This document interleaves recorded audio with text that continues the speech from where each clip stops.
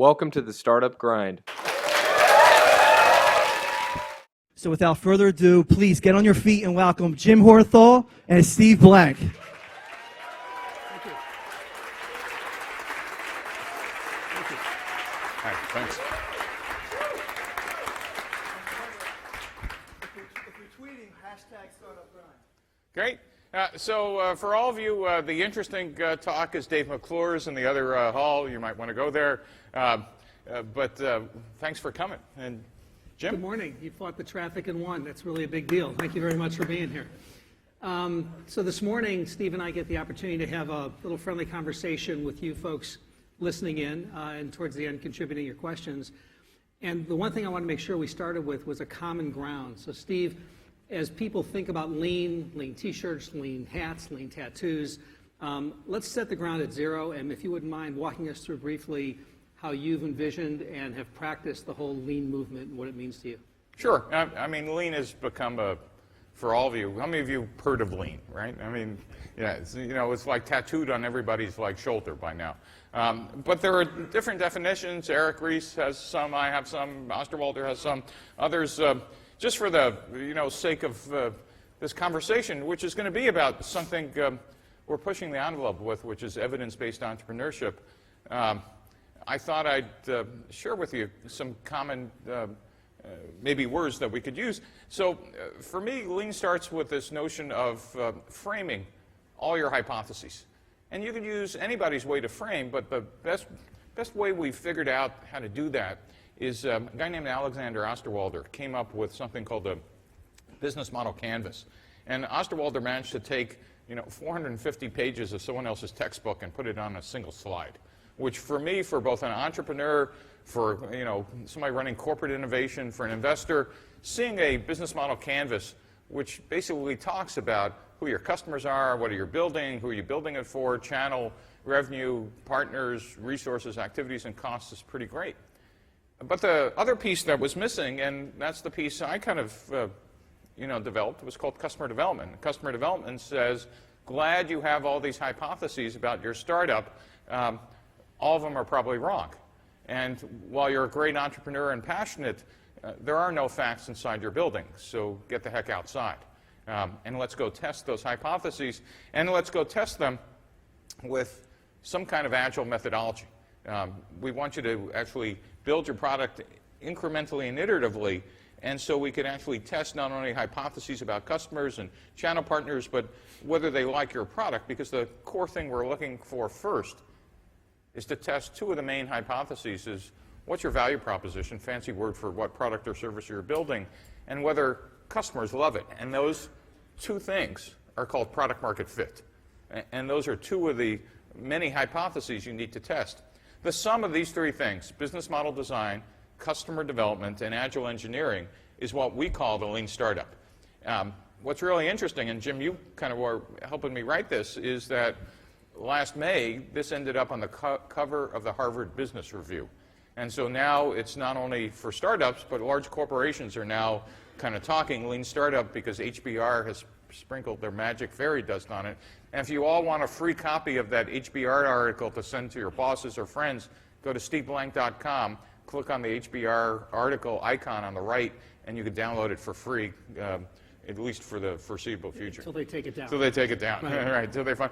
By the way, the HBR told us it's the third most downloaded article ever, which meant it's probably the first, it's probably the first most stolen article ever, because it says do not copy, which is a great way to get an average of 5.6 copies per, So Jim, does that answer your question? Yeah, no, that's great, Steve. And the other thing that's a big idea, to use a Steve Blank phrase, is when you're an entrepreneur and you view these as hypotheses, it's so much nicer to fire the hypothesis versus fire the entrepreneur. Yeah, that's kind of interesting, because in the old days, what we would do is build the product, alpha test, beta test, first customer ship, launch the product, the VP of sales you'd have hired, try to meet the plan. And what would happen is, first board meeting, everybody high-fives the VP of marketing, great launch. Second board meeting, you turn to the head of sales and ask her, how we do into revenue? And she says, great pipeline. None of you are laughing. That means we're not making the plan. Right? This would go on for a couple months, if not years. Then finally you fire the VP of sales. New VP of sales comes in and says, dumb strategy. Right? Okay, they now do their strategy. And that goes on for another 6 months or a year. Who do you fire next? VP of Marketing. Right? And then we would keep firing executives till finally we fired the CEO. Never once realizing that every time we were firing an executive, we were actually pivoting. It's a big idea. We used to pivot by firing people. Now the whole lean startup says, why don't we fire the plan first? Why don't we just assume that early stage ventures, whether they're inside a company or outside, go from failure to failure rather than success to success. And at the end, it might be the people, but it's probably more than likely your hypotheses about some of the key elements of your business model was wrong. Right. So, Steve, one of the differences you make is between faith-based entrepreneurship and what you're calling evidence-based entrepreneurship. I think if I know the slide well enough, there's something coming up that might also. So one of the interesting things is, how many of you tried the lean startup at home? You know, how many of you actually tried to implement this? I kind of think of trying to actually do a lean startup is kind of like going to IKEA and it looks great at the store, and then try to implement, build the furniture at home. I always have like extra legs on the chair or something when I'm done, or 50 extra screws. It turns out the theory versus practice is actually a large step. And so one of the interesting things we did was actually try to build a common methodology. And we've actually done this with taking the lean startup and building an evidence-based methodology in the form of courses, classes, and other activities that actually has a couple of components. One is, it's all about hypothesis testing. We run experiments and we get a ton of data. And then we kind of have mentors in between. We teach classes on this at Stanford and Berkeley and UCSF and Columbia. Just FYI, the U.S. government has adopted this. The National Science Foundation adopted this as a class about 2 years ago. It's now probably the third largest incubator in the United States running this process. And so we've gone from lean theory to lean practice, and we're also teaching it inside of corporations as well. The challenge that people deal with, Steve, is they'll come to you and saying, I've got so many opportunities to pursue. How can I possibly figure out and prioritize the ones that are the most relevant and the most useful? So you're saying this actually works for the large corporation as well as the garage startup? Yeah, it works for, the surprise was, in the last 5 years, there's a new title in large companies. Anybody from large corporations here? Anybody? Oh, good. You could admit it. It's okay. We'll let you in here. Actually, because you probably have this title. It turns out there's the new title in large corporations the last 5 years, VP of Innovation. Any VPs of innovation or heads of innovation in the group? You will see those in almost every Fortune 1000 company because they're all dealing with continuous disruption. The 21st century for companies around the world is completely different than what it was when Jim and I started, when dinosaurs roamed the earth. When Jack Welch would say you have to be number 1 and 2 in a market, all that's obsolete because you have a large investment in factories in the U.S., great. You think you have a competitive advantage? I'm going to China. Cost me nothing to just replace your $2.5 billion worth of factories. You think pricing was opaque? Now pricing is transparent. You think creating a competitive product is hard? I'll just create an adjacent market. That is, existing corporations are dealing with continuous disruption, which means they have to deal with continuous innovation. And corporations don't have that DNA. And what does that have to do with you? Well, it turns out companies in the U.S. and worldwide are looking to startups for new innovative techniques and strategies. And that's the first time that's ever happened. Startups used to look to companies for organization and strategy and how to write a business plan. And now for the first time, companies are looking at how do startups build things. So one of the things that Steve and I got to experience with the National Science Foundation, it's a program that takes some of the top scientists in this country, the most brilliant men and women doing great things in the lab, and they know the scientific method, but they practice it with Bunsen burners, beakers, and test tubes. And it takes them, 3 weeks, Steve, before they realize that products, markets, and customers are also subject to testing as well. And when those light bulbs go off, greatness has the potential to emerge. And so it's kind of a fun process to participate in, to engage in. But what's different when Steve says teach, my paradigm used to be the sage on the stage, giving the lectures, you take the notes, you take the exam. And the methodology Steve's created is much more of the guide on the side, that the work's done by the teams are presenting, and the instructors are actually entrepreneurs and investors. And the goal is to help the teams fail less. And so one of the things that I've experienced in the investments in the companies I've been involved with as well is the goal is to help startups fail less. It sounds like that's the same as succeed more, but it's really not, is it, Steve? Now, though, what's really interesting about what you just said, Jim, is the throw them into the swimming pool strategy of how we actually teach lean startups. As Jim said, we not only teach it in classes for 22-year-olds with hoodies and flip-flops that I have at Stanford, but the scientists we teach for the National Science Foundation and UCSF, average age there was 52. And the real question was, could you make them move as fast as the 20-year-olds? And the answer is, yeah, almost. You just need a larger cattle prod. But the real idea and how we teach this is that we're not lecturing. We don't lecture almost at all. We give a little lecture. But basically, the teams have to get out of the building every week and talk to 10 to 15 customers a week. And at the end of 10 weeks, they've talked to, and I don't mean survey or phone or whatever, they've seen the pupils dilate of over 100 customers. And what's really interesting is in this process, what we ended up doing is making them, instead of telling us every week about the details, we actually built some software at the request of the National Science Foundation to actually have them write down every interaction they had with a customer. So now we could stand and virtually look over their shoulder and watch all their customer discovery activities without having to stand up, because they only had 8 minutes a week to tell us about their progress. And instead of telling us, well, we called on X and Y and Z, we said, well, why don't you blog it? And first we actually used WordPress, if you remember, and which was great but wasn't designed for this, because we also wanted them to automatically update their business model canvas, and we wanted them to show us the hypothesis that they were testing. So we ended up building a piece of software called Launchpad Central that allowed these guys to show us their weekly progress, show us the experiments, think of it as a giant Kanban board they were running, and then give us kind of some kind of insight about their trajectory and some other metrics.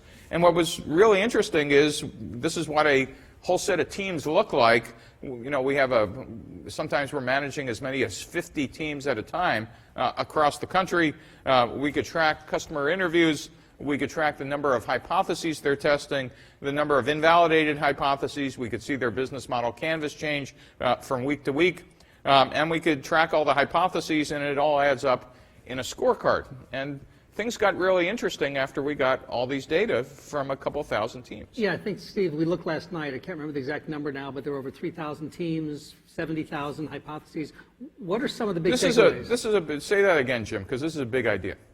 So what's happened in the last little over a year and a half now is, while there's tens of thousands of startups, about 3,000 have actually engaged in this practice and allowed some basic metrics to be aggregated. And from that, we've got some pretty big learnings. Yeah, so we're running a giant science experiment out in startup land. And we really haven't told too many people because we've been collecting the data. But a couple of thousand teams, we now have data that have essentially allowed us to instrument the progress along the lean methodology of thousands of teams, some of them just teams like you and startups as individuals, a good chunk of them in programs like Stanford and Berkeley and Columbia and National Science Foundation, another chunk inside of large corporations, another chunk inside of incubators and accelerators that are using this software as well. And we realized we might be able to do something with this data, Jim, that no one's ever done before. Right. So we're teasing the next slide, which I think we should show them. So about 30 years ago, NASA ran into an interesting problem. So I'm just going to give you a sidebar, and if anything comes out of this talk, you'll know a story about it. It's the Computer History Museum. Yeah, it's Computer History Museum. So most of you might know the story about our space program, started in the 1950s, late 50s, trying to get rockets up into space. For the first 20 or 30 years, you know, you could almost set your watch to the number of rockets that would blow up either on the pad or, you know, at staging, or, you know, most of them didn't make it into orbit. But by the 1980s, the rockets were, in fact, getting pretty reliable. But the frustrating part is the spacecraft that went on top of them. Not the things with men in them, but the satellites for data, communications, etc., were really still unreliable. And NASA was kind of struggling of trying to understand this problem. And what they realized is that the spacecraft, unlike the manned missions, were being built by different organizations. JPL, Jet Propulsion Laboratory at Caltech, would be building some that goes to the planets. Goddard in Maryland would be building others. Commercial companies were building their own. And what they realized is that there wasn't even a standard set of definitions for what meant the spacecraft is ready to go into orbit. That is, there was no flight readiness criteria that was common between all these activities. And NASA said, at minimum, we need a common language so we can understand whether is this a breadboard or a prototype, or have we tested in a vacuum chamber, etc. And so they came up with the technology readiness level, which was a formal way to assess project maturity and to quantify relative risks. And it was kind of data-driven, but at the end of the day, when you'll see it, you go, that's it? That's what NASA uses? No, it was used by NASA.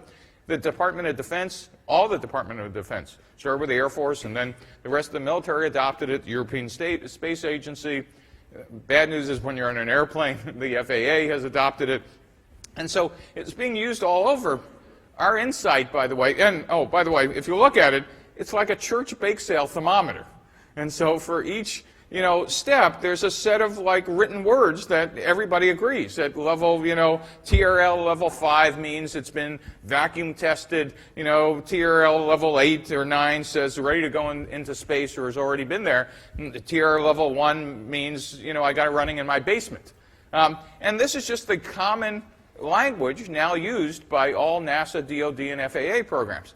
And so you might be going, what the heck does this have to do with the lean startup and evidence-based entrepreneurship?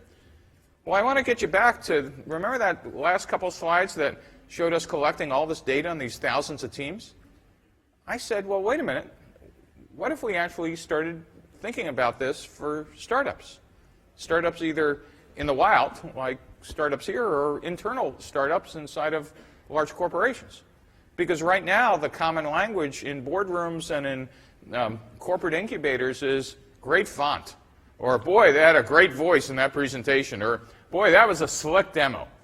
Or even more so, did you see his white socks? Can't be a great entrepreneur. Or maybe, hey, white socks, must be a great engineer. I don't know.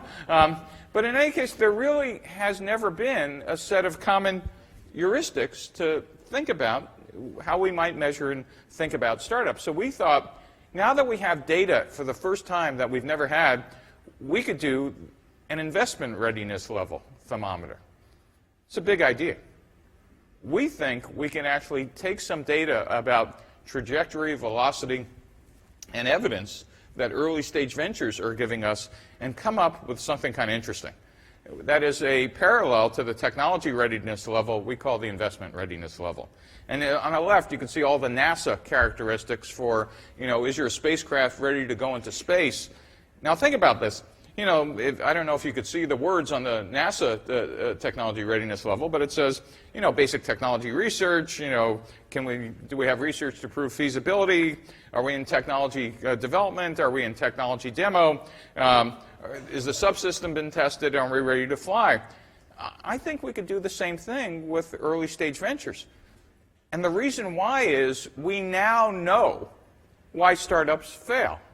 I mean, we don't know about the teams melting down or someone, drugged out or someone got burned out. But we do know that startups don't fail because, you didn't have the right font or you didn't give a good demo.